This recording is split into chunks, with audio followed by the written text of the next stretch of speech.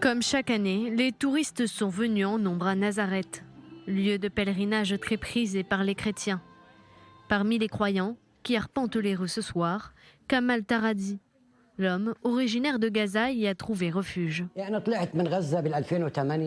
En 2008, j'ai été autorisé par l'Église à quitter Gaza pendant 15 jours et je suis resté à Ramallah. Triste constat. Il y a 10 ans, dit-il, plus de 4500 chrétiens vivaient à Gaza. Aujourd'hui, il en reste 600. J'ai quitté Gaza en 2008, un an après la prise de contrôle islamique. Le Hamas a agressé les églises, les institutions. Le Hamas a agressé la société chrétienne à Gaza. Kamal est resté en Cisjordanie pendant près de 6 ans jusqu'à ce qu'il découvre que quelqu'un avait pris possession de sa maison à Gaza. J'ai reçu un appel téléphonique et quelqu'un m'a demandé si ma maison était louée. J'ai dit non et j'ai demandé pourquoi.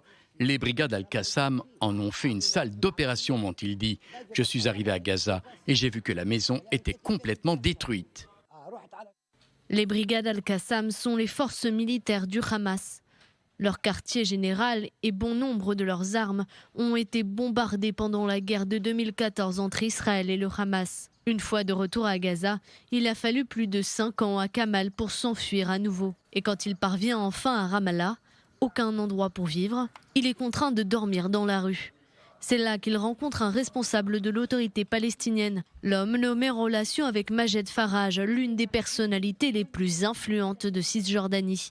Il promet de lui trouver un logement, mais sans aucun résultat. Kamal Taradi a manifesté à plusieurs reprises contre le Hamas lorsqu'il était à Gaza. L'organisation, dit-il, est à sa recherche. Il y a 7 mois, lorsqu'il quitte Ramallah pour Bethléem, il espère pouvoir y vivre librement son christianisme, mais son rêve s'effondre. L'homme est sans abri depuis plus de 6 mois.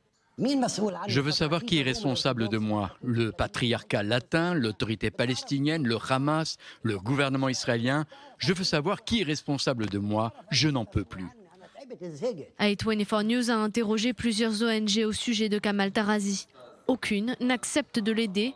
Motif, il séjourne illégalement en Israël. Il n'a donc d'autre choix que de retourner en Cisjordanie.